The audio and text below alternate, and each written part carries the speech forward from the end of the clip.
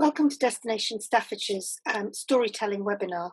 Storytelling and the Power of the Written Word is a three-part webinar. Today we're starting with part one. Over the course of the three webinars, we're going to discuss uncovering your story, understanding what it is and what you can tell about your business. Secondly, we're going to talk about defining your brand and audience. That will be in part two. And in part three, we'll talk about how to sell your story for the benefit of your business.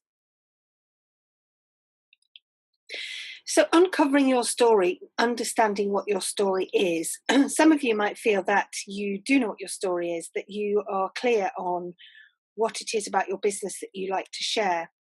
But it's really important to reassess this and to check out whether we are being as open and as clear as we can be in order to really connect and build relationship with our audience. Story in the modern digital marketing atmosphere is ever more important. There's lots of data out there to show that blogs are increasing in popularity, videos are increasing in popularity, content where people learn about what a business is like behind the scenes is reaching popularity. The need for the human-to-human aspect of marketing is ever more important.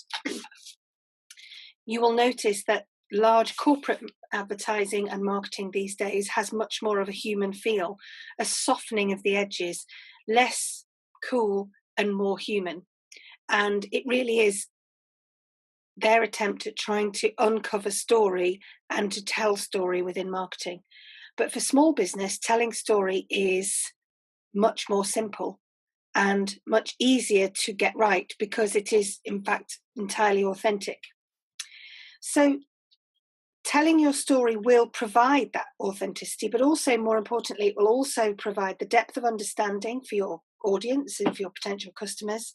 It will provide you the opportunity to harvest your story for great content. It will help you build content and help you keep a focused and clear marketing strategy. It will provide brand understanding and brand knowledge for your customers, and it will provide really the framework for all your marketing and connection. The first point that's important to talk about when you think about uncovering your story and really knowing what that is to understand the difference between why and what. When we think about business, we often focus in on the what. We focus in on the products and services, how the business is constructed, what profit margins you need, what personnel you need in order to make that business successful, the background running of that business, the logistics of that business. Now, all those things are entirely important in a business, and it is crucial that quality is high, logistics are clean and slick, the personnel is right, that the business is run efficiently. But more important, really, in terms of your marketing and in terms of story, and the most important thing for your audience and your customers is the why. The why in the business is, why does this business exist? Why does it provide the products and services that it does? Why are the personnel so concerned with this value system or that quality of service? What's important to that business? Why is buying from that business important in your life? And those whys become crucial to help you understand why you need to tell story and what your story is. So to give you an example, and for any of you who are able to head over to the internet, to YouTube and look at a TED Talk by Simon Sinek, he describes this difference between why, what and how very clearly. But in principle, it's the difference between selling a computer, a standard black laptop based on price, based on location where you can get it, and based on whether it's got an Intel Core processor in it or not, and perhaps with a special offer that includes a half-price printer when you buy this weekend. The difference between selling that type of laptop and maybe a silver Apple laptop might be that that laptop will be sold telling you none of those things, but simply telling you why you need that particular laptop in your life and what having that laptop will do for your life.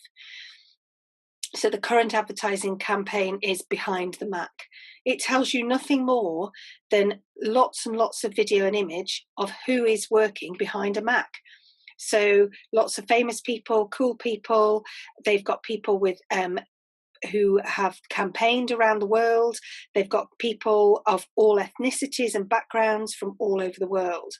And that they don't tell you what the price is. They don't tell you where to buy it. They don't tell you what processing, Intel core processors they've got inside. They certainly don't offer any discounts.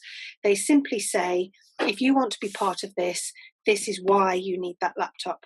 And the what you have to go and find out later once you've decided you fall in love with it. So that's the rough difference. And head over to that TED Talk if you can.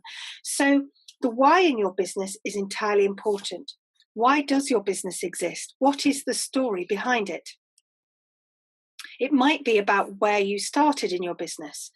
Most small businesses start because there's been a dream and a desire to set up a business in a particular location or in a particular way, or that there has been some life shift or change, a redundancy or an illness that meant you decided to run a business from a completely different lifestyle and a way of living, or that you have inherited a family business, or you're continuing a business that's been passed through the generations and you're developing it for the next generation. And they tend to be quite often the main reasons why a business started. This is fascinating stuff for your audience and for your customers. They want to understand where the love lies in your business. They want to understand why it's in existence, why it's in that particular location, why you are dedicated to their comfort and enjoyment and their experiences, because this really helps them make that human connection. It helps them understand if your business is the right fit for them and that your business is going to provide the kind of experience that they're looking for. And it also helps them feel or start to feel welcome, that they're already halfway to your place because they already understand and know about you. Think too about what's important to you and share it. Being as open and as honest and as clear about your story is really important. So what is important to you? Have you set up that tourism business in order to live a more sustainable life? Have you set up that tourism business in order to help your customers enjoy the tranquility and the relaxation that you know that that location can provide? Have you set up that tourism business in order to provide maximum opportunities for families to get together? It's important that you tell people what's important to you and share with your audience the story that led you to where you are. It's also the journey. So your story can also be about the journey you have got to here and where you see your business going in the future. It helps your audience and your potential customers feel part of that journey. They feel invested in your business. They feel connected to your business and are much more likely to therefore buy from your business. And again, as we have reiterated again and again, this is something small business can do so much more easily than big corporate business. You have the gift to be able to tell that story. And although most of you will feel like in some of your marketing, oh, I say things like that, I mentioned that we've always loved this view and are glad to share it now with customers, or that our favourite walk is this one. But actually, have you really opened up and allowed people to dig deep and tell that story a little bit more? And also, is that story told regularly throughout your marketing, or do you just jump in occasionally? Because being clear on story really helps, as we move on to part 2 of this webinar, really helps you define brand and understand your audience. So imagine then that you're sharing this journey, where the journey began, the difficulties you've encountered, imperfect and mistakes are really okay to admit to, because it helps your audience understand how far you've come and how passionate you are to get over those mistakes and provide better experiences. So for example, you might tell the story of you took over this particular bed and breakfast and it was fabulous, but that first winter the boiler broke. There was a day when you had customers that didn't have hot water and you did this, that, and the other, or you had a power cut and you got all the candles out, or you hadn't realised how difficult it was going to be to source local breakfast ingredients, and then you met up with this person. All those sorts of stories show people that you are really human and really care, but it also is hugely authentic, so make sure it's true. But also it shows them that you were determined enough and dedicated enough to overcome those issues and to provide and solve the problems at the time and move on from them.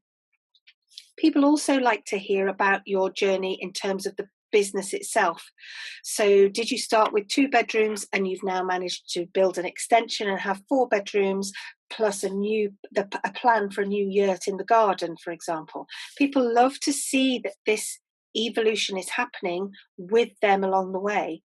Some people even take that journey a step further in their marketing and may even ask their customers, an audience, for ideas and help. So we are refurbishing these bedrooms. Shall we go with this look or that look? Do you like this paint or that paint? And really involve people in their story and their journey. What part your customers play is vital. It really cements the relationship that you're building and allowing you to be as open and as authentic as possible.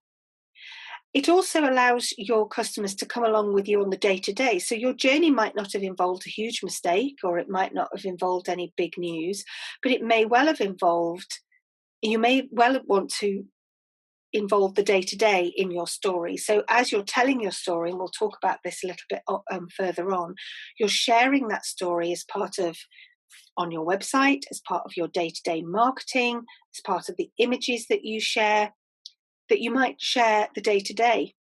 It could be that your business is part of a farm diversification and that you still have animals or farm activities going on. It might be the lambs have been born, the cows are going out on the grass for the first time. It might be the chickens in the yard. These sorts of things not only provide people with a clear and honest picture of what they can expect in your business when they arrive, but also it really helps them feel part of your business before they arrive. They look forward to meeting those chickens. They tell the children, we're going to meet those lambs that we saw on a little video on Facebook, and we're going to be part of this family's life for that amount of time. It could be that it's simply about your day-to-day baking activities or your day-to-day fun activities with families who come to your place or your experience. All that kind of day-to-day builds the foundation of super successful marketing. It provides the opportunity for genuine, authentic, good quality content that tells a story that's authentic and clear. So note down some of the ideas you have for your story. Are there elements of your story that you have taken for granted? Are there parts of your story, for example, why you first set up in the first place, or your childhood dream to provide beautiful white sheets, eggs from your chickens in the yard, and home-baked cakes? Is there part of that story that you've actually forgotten to tell? Because quite often we start a business and we get ourselves a really smart website and we desperately try to get bookings in on OTAs and third-party sites, and we forget to just be human because we get sucked into that business world. So note down your story and check out whether you have truly shared everything that you can share. Please don't mistake, this isn't about you having to reveal your innermost secrets. This is not about having to be public where you don't want to be public.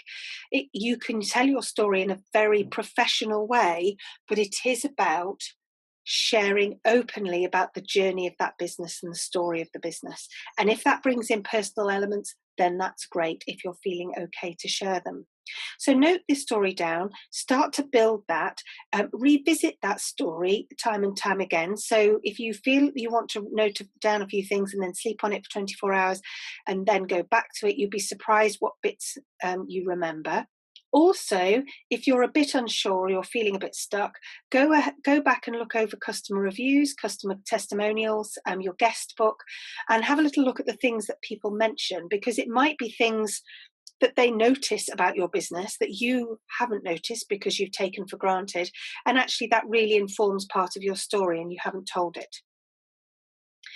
Remember that your story needs to be authentic and true. Your story needs to be from the heart. Dare to be as open as possible. Dare to show imperfections or early mistakes. Dare to be genuine and as human as possible. And also vow to tell that story throughout your marketing in the future, telling that story bit by bit in chapters as part of a series, referring back to parts of the story that make a current piece of marketing relevant, dipping into that story as the weeks and months and years go by, really anchors down that marketing and gives you a really great framework. Also, don't be afraid to share your future story with your customers too. So if you have a dream to expand your business, or you would like to provide this extra service for your customers, but you're still working on it, dare to share it. You'll get feedback, you'll get valuable feedback, and you'll also continue to build that relationship. So let's recap then. This is about understanding and uncovering what your story is and taking time out to really have a look back at yours and see how you tell it now and where you can improve. Understand the difference between why and what. Understand why the why is absolutely crucial in successful marketing of any small business. Understand and think back to where you started. What were your original dreams? What were the original hopes for the business? Was there a childhood holiday to Staffordshire that meant that you were always going to set up a tourism business, but it took you till you were 55? Where is that story and where do you fit into it? Also share what's important to you. Don't be afraid, and we'll talk about this in part 2 when we start to talk about the values in your brand. But think in this basic story bit about what's important to you, what's key, and you will start to connect with the audiences that understand your business. Share your journey. Share the journey you've had, share the journey of the everyday, and share the journey of the future if you feel you can. Sharing that journey really is a great framework for good marketing, and it also is a real human-to-human connection. Dare to be as open as possible, to be imperfect and as human as you can. And finally, make sure you include your customer in that journey. What part have they played? How much do you enjoy providing the experiences that you provide? How much do you value their feedback? How much has their feedback informed the journey? So it's really important that you share that story, but that you are clear about what part your customers play so that you can really show the love in your business. So I hope part 1 of storytelling has been really helpful, and you can now head over to part 2 when we'll talk about brand and audience.